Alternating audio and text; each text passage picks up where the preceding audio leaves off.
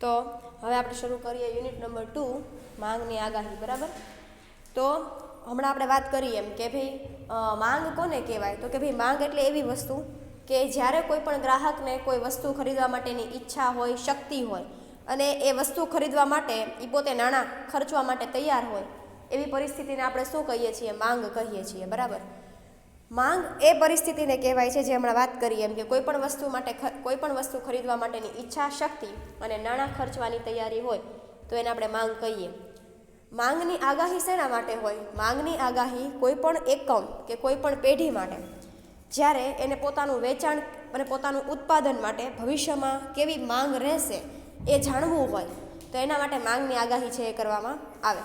તો માંગની આગાહી જે યુનિટ નંબર 2 છે એ આખું શેની સાથે જોડાયેલું? માંગ સાથે. એટલે કે ભવિષ્યમાં કોઈ પણ પેઢી છે, કોઈ પણ એકમ છે, એને કોઈ પણ વસ્તુ માટે કેવા પ્રકારની પદ્ધતિ, કેવા પ્રકારની સ્ટ્રેટેજી બનાવવી, ભવિષ્યમાં કેવા પ્રકારની માંગ રહેશે, ભવિષ્યને અસર કરતા બધા પરિબળો હોય, એ પરિબળોને ધ્યાનમાં રાખીને ભવિષ્યમાં વસ્તુ માટે કેવા પ્રકારની માંગ રહે એ નક્કી કરવાની કે આગાહી કરવાની પદ્ધતિને શું કહેવાય? માંગની આગાહી કહેવાય. તો પ્રસ્તાવના છે એ થોડીક છે મોટી, પણ એક વખત આપણે જોઈ લઈએ કે આધુનિક સમયમાં પેઢીએ તેમના ઉત્પાદન અને વેચાણ અંગેના યોગ્ય નિર્ણય લેવા માટે માંગની આગાહી કે માંગના સ્તરોને ખૂબ મહત્ત્વનું પરિબળ ગણાય છે. આપણે જાણીએ છીએ કે ભાઈ ભવિષ્યમાં કોઈ પણ પેઢી માટે એને ઘણા બધા પરિબળો અસર કરતા હોય. કેવા પરિબળો? તો કે ભાઈ આર્થિક પરિબળો, પછી નાણાકીય પરિબળો, પછી રાજકીય પરિબળો, ટેકનોલોજીકલ ફેરફાર, હરીફાઈમાં આવતો ફેરફાર, આ બધા પરિબળો છે એ કોને અસર કરતા હોય? માંગને અસર કરતા હોય. એટલે કે ભવિષ્યમાં તમારે કોઈ પણ માંગ માટે, કોઈ પણ વસ્તુની માંગ માટે નિર્ણય લેવા હોય તો એ માટે તમારે આ બધા પરિબળોને ધ્યાનમાં લઈને સ્ટ્રેટેજી બનાવવી પડે, આયોજન કરવું પડે. હવે ફોર એક્ઝામ્પલ આપણે ઉદાહરણ લઈએ કે કોઈ પણ વસ્તુની માંગ ભવિષ્યમાં કેવી રહેશે. તો જ્યારે આપણે આ કોરોના આવ્યો તો કોઈને આવી પરિસ્થિતિની ખબર હતી કે આવી પરિસ્થિતિ આવશે, કે બધું બંધ થઈ જશે થોડાક દિવસો માટે? એવી પરિસ્થિતિનો કોઈને ખ્યાલ નહોતો. એટલે આ બધા કેવા પરિબળો? અનિશ્ચિત પરિબળો છે. તો ધંધામાં આવી બધી અનિશ્ચિતતાઓ ઘણી બધી આવતી હોય તો તમારે તમારી વસ્તુ માટે કેટલું ઉત્પાદન કરવું, કેટલું વેચાણ કરવું એ નક્કી કરવું હોય તો એ નક્કી કરવા માટે માંગની આગાહી છે એ કેવું છે? ખૂબ અગત્યનું પરિબળ છે. કારણ કે માંગની આગાહીમાં આપણે બધા જ અર્થતંત્રમાં આવતા ફેરફારો હોય એ બધા જ ફેરફારોને ધ્યાનમાં લઈ અને ભવિષ્યમાં કોઈ પણ વસ્તુ માટે લોકો કેવી માંગ કરશે એનું આપણે અત્યારે આયોજન કરીએ છીએ. એટલે કોઈ પણ જગ્યાએ આધુનિક સમયમાં આપણે વાત કરીએ તો ઉત્પાદન અને વેચાણ માટે ખાસ માંગની આગાહી અને માંગને અસર કરતા પરિબળો એ ખૂબ અગત્યના છે. આપણે જાણીએ છીએ કે માંગની આગાહી એ નિર્ણયકરણ અને ભાવિ આયોજનની પ્રક્રિયા ભવિષ્ય સાથે સીધો સંબંધ ધરાવે છે. આપણે બધા શું જાણીએ કે સામાન્ય રીતે આપણે બધાને ખબર જ છે કે ભાઈ માંગની આગાહી જે છે એ શેના માટે કરવામાં આવે છે? ભવિષ્ય માટે કરવામાં આવે છે, પણ વર્તમાનમાં. તમે કોઈ પણ વસ્તુ માટેની વર્તમાન પરિસ્થિતિને ધ્યાનમાં રાખીને ભવિષ્ય માટે તમારું આયોજન છે એ કરો છો. વેચાણ માટેનું હોય, ઉત્પાદન માટેનું હોય કે XYZ કોઈ પણ માટેનું હોય એમ. તો માંગની આગાહી છે એ શું છે? ભવિષ્ય માટેના નિર્ણયની પ્રક્રિયા છે. અને બીજું, તમે જે ઉત્પાદન કરો છો, તમે જે વસ્તુનું વેચાણ કરો છો એના માટેનું ભવિષ્યનું આયોજન છે. આમ વર્તમાન ગતિશીલ અર્થતંત્રમાં બજાર વિષયક પરિબળો ઝડપથી બદલાતા હોય છે. ટેકનોલોજીના સંશોધન, ગ્રાહકોના વલણ, હરીફાઈની કક્ષા, સરકારી નીતિ વગેરે. તો આ બધા પરિબળો કેવા પરિબળો છે કે આ બધા પરિબળોમાં કોઈ પણ સમયે ફેરફાર આવે અને આ બધા પરિબળો છે એ કોને અસર કરે? માંગને અસર કરે. હવે પહેલું પરિબળ કયું કીધું? ટેકનોલોજી, સંશોધન. ટેકનોલોજીમાં નવા ટેકનોલોજીઓ આવતી જાય એમ તમારે તમારા ઉત્પાદનની પદ્ધતિમાં ફેરફાર લાવવો પડે. પહેલાંના સમયમાં આપણે શું કરતા હતા? પહેલાંના સમયમાં માણસોનો વધારે ઉપયોગ કરતા હતા, ટેકનોલોજી ઓછી વાપરતા હતા. હવે ટેકનોલોજી શોધાવા માંડી છે નવી, તો આપણે શું કરીએ છીએ? ટેકનોલોજીનો વધારે ઉપયોગ કરીએ છીએ અને માણસોનો ઓછો ઉપયોગ કરીએ છીએ. તો આ પરિબળ કેવું કહેવાય? ટેકનોલોજીકલ પરિબળ, ટેકનોલોજીકલ સંશોધન. બીજું, ગ્રાહકોના વલણ. ગ્રાહકોનું વલણ છે એ ફરતું રહે. તમે ને હું નાના હતા ત્યારે આપણે કેવી વસ્તુ આપણે એન્જોયમેન્ટ માટે શું કરતા? પૈસા ઘરેથી આપણને વાપરવા આપે, આપણે નાસ્તો ઓલા 5-6 રૂપિયાના, 10 રૂપિયાના, 2 રૂપિયાના ઓલા ભૂંગળાના પેકેટ આવે ને એવું બધું. ત્યારે આપણે એ બધું ખરીદતા. બરાબર. અત્યારે તમને મને 10 રૂપિયા આપે તો આપણે શું ખરીદીએ? 10 રૂપિયા આપણે થાય જ નહીં. પહેલી વાત તો એ 10 રૂપિયા આપણને ન થાય હવે, કારણ કે આપણે મોટા થઈ ગયા. એટલે ગ્રાહકોનું વલણ શું? ગ્રાહકની આર્થિક પરિસ્થિતિ બદલાય, ગ્રાહકનો ઉંમર બદલાય, એમ શું થાય એનું વસ્તુ ખરીદવાનું વલણ પણ બદલાય. અત્યારે તમે ને હું શેની વાત કરતા હોય, ફોન સારા સારા કયા નવા ફોન આવ્યા, કયા બ્રાન્ડેડ કપડાં આવ્યા, કઈ કપડામાં કઈ નવી સ્ટાઇલ આવી. છોકરી હોય તો બધી અલગ અલગ સ્ટાઇલ બધી જોવે, જીન્સમાં અલગ અલગ સ્ટાઇલ આવે, ટી શર્ટમાં અલગ અલગ સ્ટાઇલ આવે.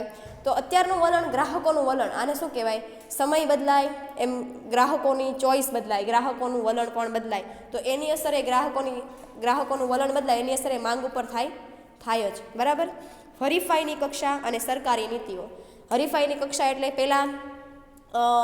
પહેલાં હરીફાઈમાં કામ કરતા એકમો હોય એની સંખ્યા ઓછી હોય. તમે જે વસ્તુનું ઉત્પાદન કરતા હો એની જેવી જ વસ્તુનું ઉત્પાદન કરતા બીજી કંપનીઓ છે બજારમાં બહુ ઓછી હોય. પણ અત્યારના સમયમાં તમે જોવા જાઓ તો દરેક જગ્યાએ હરીફાઈ છે. માત્ર આપણે નાનામાં નાની દુકાન, આપણા ઘરની બાજુમાં જ વાત કરીએ, એક કરિયાણાની દુકાન ન હોય, 5-6 કરિયાણાની દુકાન હોય. બરાબર. એ શું છે? હરીફાઈ. તમારી જેવી જ વસ્તુનું વેચાણ કરતી ઘણી બધી પેઢી બજારમાં હોય, તો એની સાથે હરીફાઈમાં રહેવું, ટકવું, અને તમે જેટલો ખર્ચ કરો છો એટલા પ્રમાણમાં તમને નફો મળે એની પણ ગણતરી કરવી, તો એ પણ માંગની આગાહીને અસર કરે છે. સરકારી નીતિઓ. સરકાર બદલાય એમ સરકારની નીતિઓ પણ બદલાય. કોંગ્રેસની સરકાર હતી ત્યારે આપણે આધાર કાર્ડ નહોતા કઢાવ્યા, પણ ભાજપ આવ્યા પછી આધાર કાર્ડ છે એ આપણી માટે બહુ ઇમ્પોર્ટન્ટ આપણું ડોક્યુમેન્ટ થઈ ગયું એમ. તો જેમ સરકારની નીતિ બદલાય તો એમ પણ એની અસર પણ શું થાય? ધંધાને થાય. નરેન્દ્ર મોદીની સરકાર આવી, બરાબર, તો એણે જીએસટીની બધું અમલમાં મૂક્યું. તો એ જીએસટી આખું અમલમાં મૂક્યું તો એની બધા ઉદ્યોગોને અસર થઈ જ હોય. તો જ્યારે તમે કોઈ પણ વસ્તુ માટે આવી બધી માંગની આગાહી કરતા હો ત્યારે આ બધા પરિબળોને ધ્યાનમાં લેવા પડે, અને તમારે ભવિષ્ય માટે તમારી વસ્તુની કેટલી માંગ હશે એનું આયોજન છે એ કરવું પડે. પરિવર્તનો વસ્તુની માંગ પર સીધી અસર કરે છે, અને આ વાસ્તવિકતાના સંદર્ભમાં દરેક પેઢી માટે માંગની આગાહી કરવાનું અનિવાર્ય બની જાય છે. તો કે આ બધા પરિબળોમાં ગમે ત્યારે ગમે તે સમયે ફેરફાર આવે, તો એ ફેરફારને ધ્યાનમાં રાખીને પેઢી છે એ ભવિષ્ય માટે આયોજન કરે છે વર્તમાનમાં, જેને આપણે માંગની આગાહી કહીએ છીએ. તો માંગની આગાહીની હવે વ્યાખ્યા જોઈએ. 2 વ્યાખ્યા છે. પહેલી વ્યાખ્યા છે એ શું કહે છે? તો કે પહેલી વ્યાખ્યા છે એ માંગની આગાહી એટલે પેઢીના ભવિષ્ય સંબંધી નિર્ણયો વધુમાં વધુ અસરકારક અને શક્ય તેટલા ચોક્કસ બનાવવા માટે પેઢીના ભવિષ્યના નિર્ણયો માટે વૈજ્ઞાનિક રીતે તૈયાર કરવામાં આવતો અંદાજ એટલે માંગની આગાહી. ભવિષ્ય સંબંધી માંગની આગાહી એક શેના માટેનું કામ છે? ભવિષ્ય માટેનું કામ છે. પણ તમે કરો છો શેમાં? અત્યારે વર્તમાનમાં કરો છો. બરાબર. એટલે માંગની આગાહી છે એ શેના સંબંધી છે? ભવિષ્ય સંબંધી છે. તમે જે વસ્તુનું ઉત્પાદન કરો છો અને વેચાણ કરો છો એના માટે એક ચોક્કસ અંદાજ લગાવો છો. ભવિષ્યમાં તમને કેટલું ઉત્પાદન તમારે કરવું જોઈએ અને તમારી કેટલી વસ્તુ વેચાશે.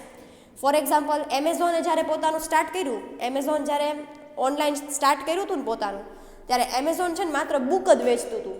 બુક જ તે ઓનલાઈન ખાલી બુકનું જ સેલિંગ કરતું હતું. પણ એને ધીમે ધીમે ખબર પડવા માંડી. શું ખબર પડવા માંડી? કે લોકો બુક તો ખરીદે છે, પણ બુકની સાથે હું ઘણી બધી એવી વસ્તુ છે કે જે ઓનલાઈન વેચી શકું.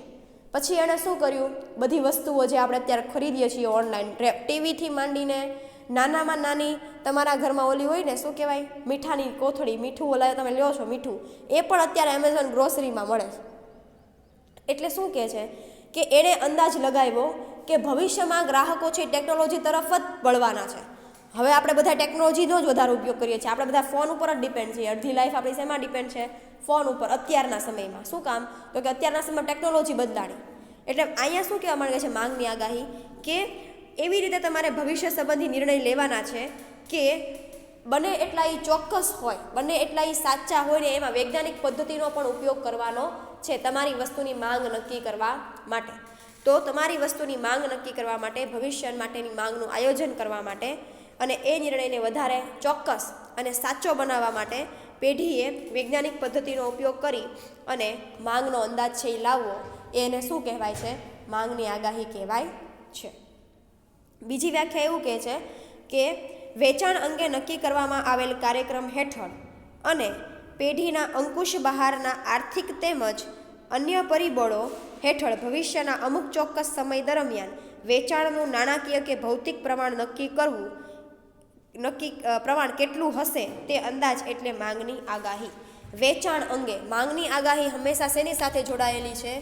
ભવિષ્યના ઉત્પાદન અને વેચાણ અંગે, વેચાણ સાથે જોડાયેલું છે માંગની આગાહી. બરાબર. ભવિષ્યમાં કોઈ પણ વસ્તુનું ઉત્પાદન તમે કેટલા પ્રમાણમાં કરશો અને એ ઉત્પાદન છે એ શેના ઉપર ડિપેન્ડ છે? તો કે વેચાણ ઉપર. ભવિષ્યમાં તમારી કોઈ પણ વસ્તુ છે એ કેટલી વેચાશે એના આધારે તમે વર્તમાનમાં એનું ઉત્પાદન કેટલું કરો એ નક્કી કરવાની કામ છે એ માંગની આગાહીનું છે. એટલે માંગની આગાહી શેના માટે છે? તો કે ભવિષ્ય વેચાણ અંગે નક્કી કરવામાં આવેલા કાર્યક્રમ હેઠળ પેઢીના અંકુશ બહારના આર્થિક તેમજ અન્ય પરિબળો. માત્ર આર્થિક પરિબળો એટલે શું? નાણાકીય બાબત સાથે જોડાયેલા પરિબળો તે નહીં, પણ અન્ય પરિબળો. અન્ય પરિબળો કેવા?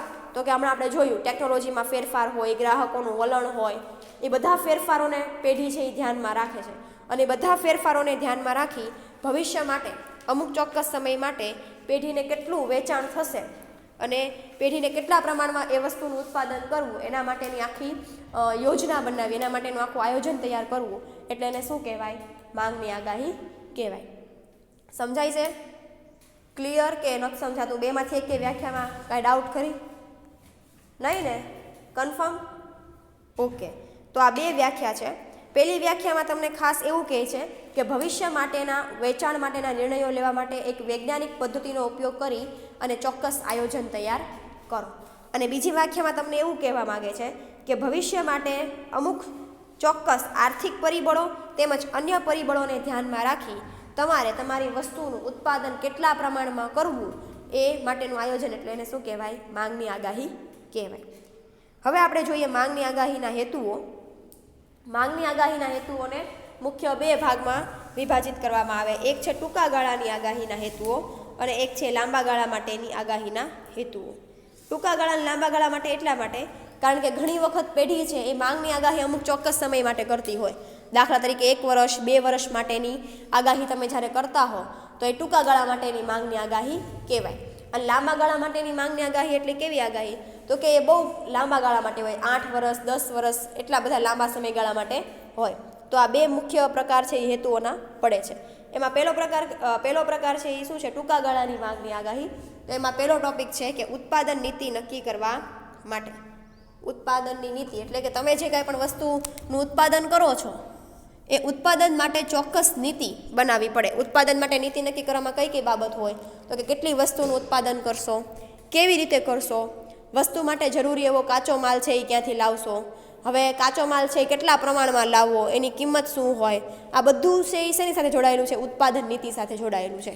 ઉત્પાદન ક્યારે કરવું, કેવી રીતે કરવું, કેટલા માણસોને લાવવા, ક્યાંથી લાવવા, કેવી રીતે લાવવા, આ બધી પદ્ધતિ, આ બધી માહિતી છે એ કોની સાથે જોડાયેલી છે? ઉત્પાદન નીતિ સાથે જોડાયેલી છે. ટૂંકા ગાળા માટે તમે જ્યારે કોઈ પણ વસ્તુનું આગાહી કરતા હો કે કોઈ પણ વસ્તુ માટે માંગની આગાહી કરતા હો ત્યારે સૌથી પહેલાં તમારે એ વસ્તુનું શું કરવું પડે? ઉત્પાદન કરવું પડે. તો એ ઉત્પાદન માટે તમારે શું જરૂરી છે? કેટલા પ્રમાણમાં નાણાં જરૂરી છે, કેટલા પ્રમાણમાં માણસોની જરૂર છે, કેટલા પ્રમાણમાં કાચો માલ જોવે છે, કેટલા પ્રમાણમાં મૂડી જોવે છે, એ બધું નક્કી કરવાનું કામ છે એ ઉત્પાદન નીતિમાં આવે છે. એના માટે માંગની આગાહી છે એ જરૂરી છે. બીજું શું છે? ઉત્પાદિત માલ સામાનના સંગ્રહની નીતિ માટે. એટલે તમે જે વસ્તુ માટે ઉત્પાદન કરો છો એની માટે તમે કાચો માલ ને એ બધું લાવો તો એનો પણ યોગ્ય સંગ્રહ કરવા માટે તમારે વ્યવસ્થા કરવી પડે. કારણ કે તમે જેટલી વસ્તુનું તમને ભવિષ્યમાં અંદાજ છે કે ભાઈ આપણે આટલું વેચાણ થશે તો આપણે આટલું ઉત્પાદન કરવું પડશે, તો એ ઉત્પાદન માટે તમે કાચો માલ છે કે બીજી બધી વ્યવસ્થા છે એ તમારે કરવી પડે. હવે અમુક તમને ખ્યાલ હોય તો અમુક ઉત્પાદન કે અમુક કાચા માલને સંગ્રહ કરવા માટે એની એક ચોક્કસ વ્યવસ્થા ઊભી કરવી પડે. દાખલા તરીકે આપણે આ ઠંડા પીણાની જે વસ્તુઓ હોય, આઈસ્ક્રીમ છે, દૂધ છે, આ બધી વસ્તુઓ છે એ આપણે ગમે ત્યાંથી ટ્રાવેલિંગ કરીને કે વાહન વ્યવહાર કરીને આપણે લાવીએ છીએ, પણ એનો સંગ્રહ કરવા માટે એક ચોક્કસ જગ્યાએ હોવી જોઈએ. હવે દૂધની બનાવટની જેટલી વસ્તુઓ હોય એને તમારે કોલ્ડ સ્ટોરેજમાં એટલે કે ઠંડુ રહેતી હોય, ઠંડી હોય એવી જગ્યાએ એને સ્ટોરેજમાં રાખવી પડે. તો આ વસ્તુથી ખાલી આપણે દૂધની બનાવટની વસ્તુની વાત કરીએ. પછી એમાં તો ઉત્પાદન તો આપણે ઘણી બધી વસ્તુનું કરતા હોઈએ. હવે દાખલા તરીકે આપણે કપાસની વસ્તુ કે સુતરાઉ કાપડનું આપણે ઉત્પાદન, સુતરાઉ કાપડની મિલ હોય તો એમાં શેની જરૂર પડે? કપાસની જરૂર પડે. તો એ કપાસને પણ તમારે એવી જગ્યાએ રાખવું પડે કે એ ખરાબ ન થઈ જાય, ભીનું ન થઈ જાય. આ બધી વ્યવસ્થા છે તમારે પહેલાં કરવી પડે.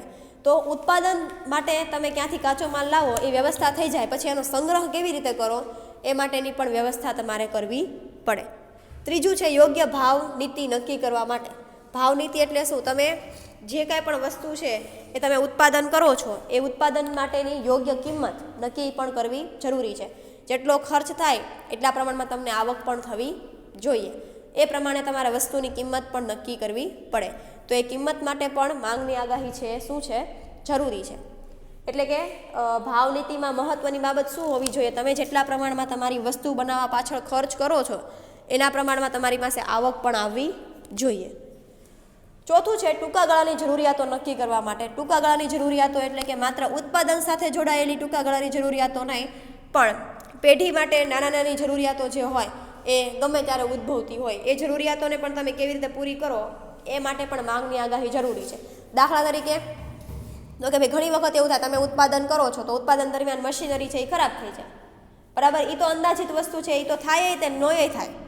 તો એ સમય દરમિયાન તમે કેવી રીતે વસ્તુ છે એ હેન્ડલ કરો એ છે ટૂંકા ગાળાની જરૂરિયાત નક્કી કરવા માટે ઉપયોગમાં આવે. ઉપરાંત બીજું એવું પણ કહી શકાય કે જ્યારે પેઢી છે એ અમુક સમય માટે વસ્તુનું વેચાણ કે વસ્તુનું ઉત્પાદન કરતી હોય, ફોર એક્ઝામ્પલ આપણને કોઈ ચોક્કસ ઓર્ડર મળ્યો હોય, જે આપણે ઉત્પાદન કરીએ છીએ એ તો આપણું ચાલુ જ હોય, પણ એ સિવાય આપણને બીજી જગ્યાએથી ઓર્ડર મળ્યો હોય તો એ ટૂંકા ગાળામાં તમે એ ઓર્ડર કેવી રીતે પૂરો કરો એના માટે તમારે બધી વ્યવસ્થા કરવી પડે. તો ત્યારે પણ માંગની આગાહી છે શું થાય? ઉપયોગી થાય. જો પાંચમું છે કાચા માલની ખરીદીનું આયોજન. જો તમને એવું ખ્યાલ માંગની આગાહી તમે કરો તો જ તમને એવો ખ્યાલ આવે કે તમારે તમારી વસ્તુના ઉત્પાદન માટે ભવિષ્યમાં કેટલો કાચો માલ જોશે. આવો